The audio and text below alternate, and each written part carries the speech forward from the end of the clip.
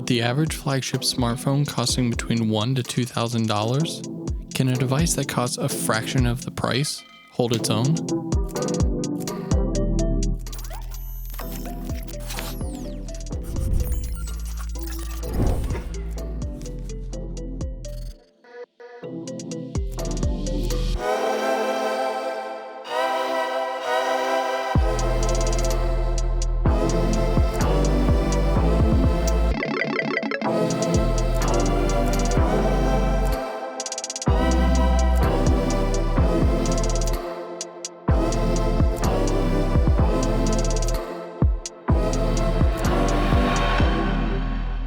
So today we're talking about this little guy, the Pixel 4a. Now if you're familiar with this channel or you just clearly read the title, you can tell that we're mostly going to be focusing on the camera and video features of this phone, but we're going to take the next 1 to 2 minutes just talking about the overall experience of this awesome budget phone. First up, let's talk about the design. Now this is a pretty small phone.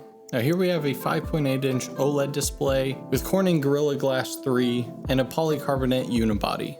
Throughout this whole video, you can't forget that this entire phone is $350, so it's definitely in the budget category. Although it feels very small compared to other phones, it feels very solid, and something that other phones usually tend to kind of skimp out on is the buttons. These might be the most tactile buttons I've ever seen on any phone. Like they almost feel too like clicky.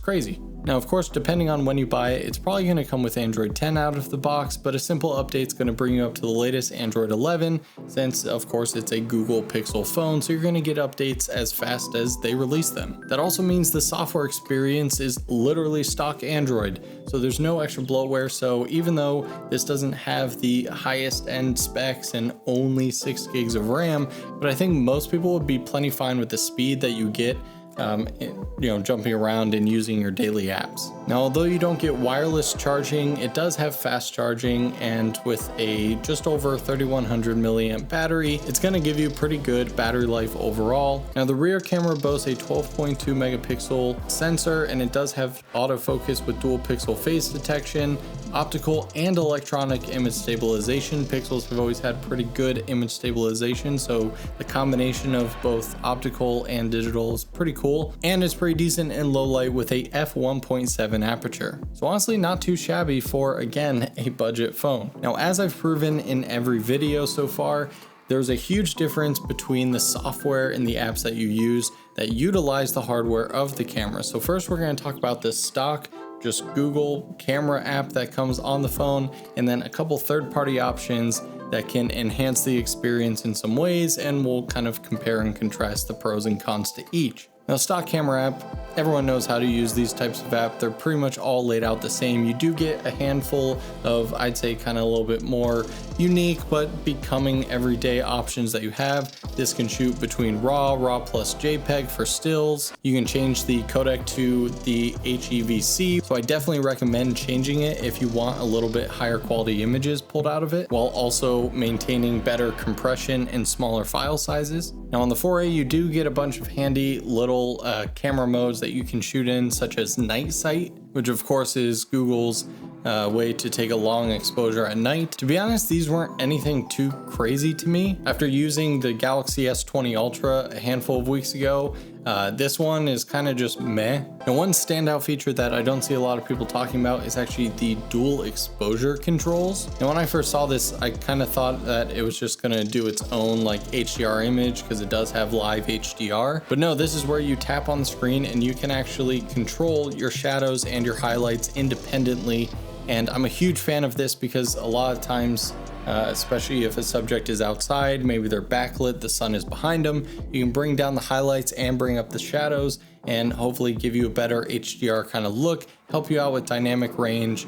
Now, in terms of video, again, going back to the whole budget thing, there's not too many standout features. You basically have 4K at 30, you can go 1080 to 120, and 720p you can get up to 240 frames. But of course, the compression on these slow-mo, besides just the novelty effect of having slow motion like many phones, they're not going to be something that you're going to want to use if you're trying to use this phone for actual any sort of real projects, in my opinion. But yeah, overall the look that you're going to get from the stock camera app is pretty on par with what you would expect. Now Google has nice colors, nothing is crazy oversaturated. There is some pretty heavy moire going on, but that's basically, you can see it in anything that has very close kind of gridded lines to it, where you can see it a little bit in these clips in the fencing or the wood grains of the side of the building, that kind of really easily give it away as a really kind of ultra lower budget digital camera look. Overall it's okay, but I think this can do a little bit better.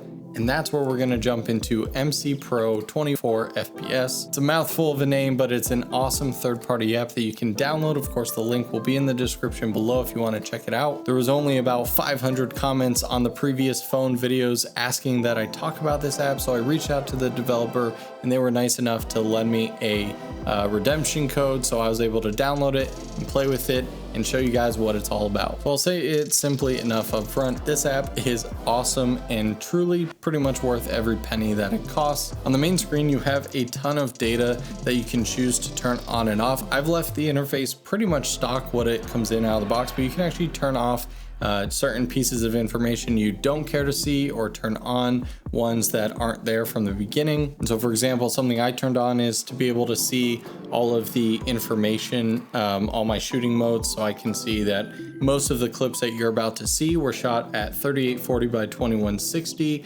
GPU turned on, 24 FPS in HEVC codec. This is 8-bit. I know a lot of you were saying 10-bit on the Sony Xperia.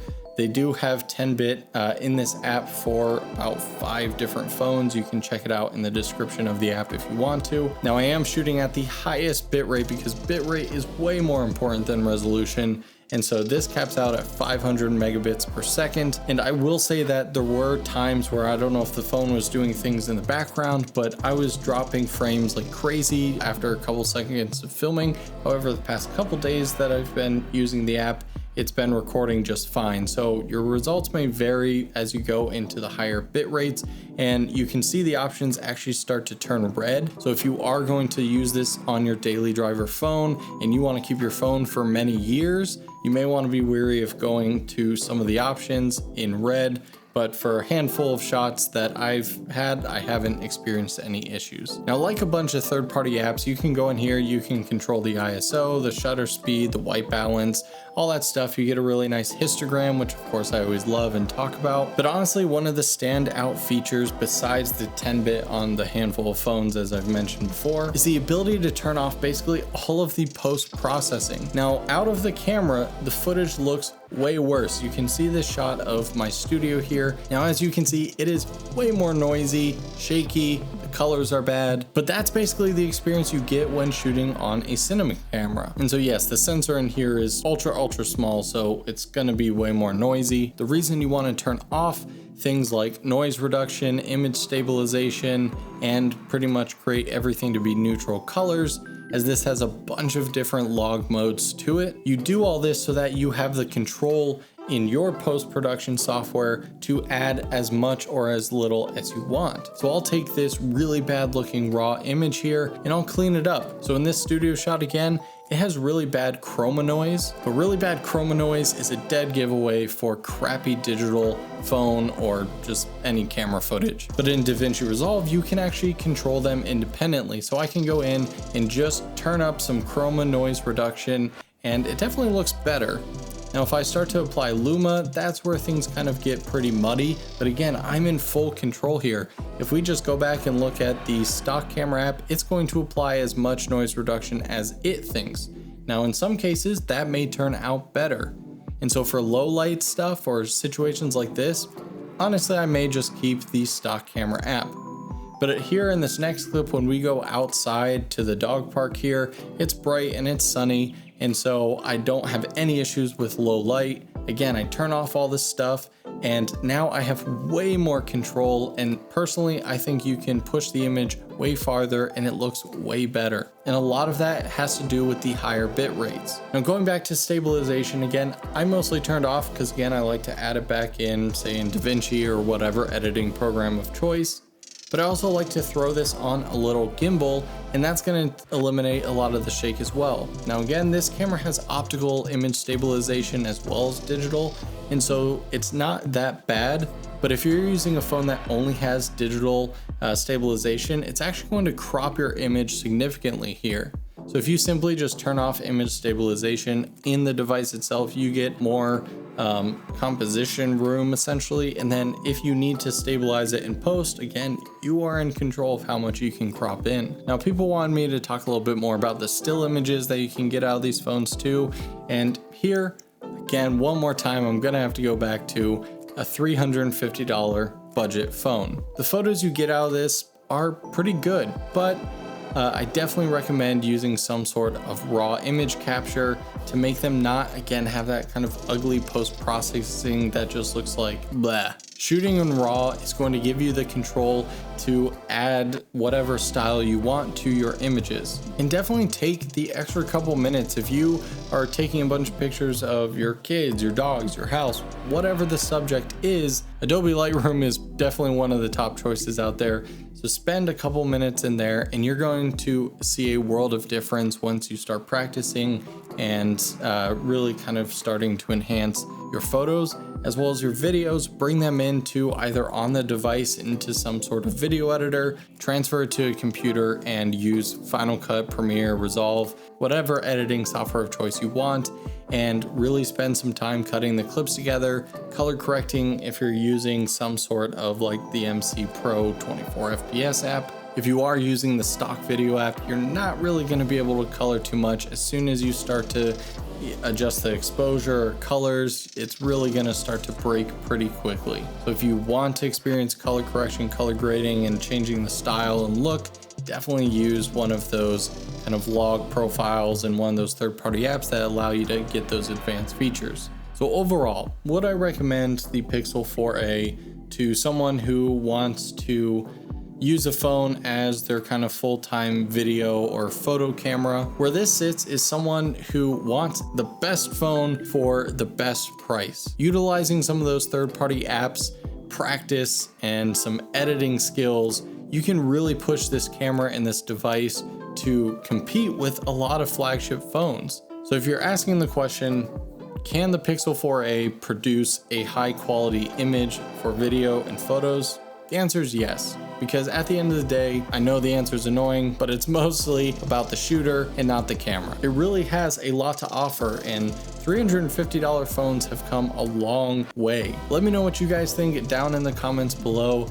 Do you like the Pixel 4a? Would you recommend it? If you like the style and format of this video, hit the thumbs up. It helps me know that you guys want more of these videos, and I'll keep tracking down different phones to see if they truly can compete with cinema cameras or at least give you a cinematic style image. Hope you guys liked the video. Thanks so much for watching. See you in the next one.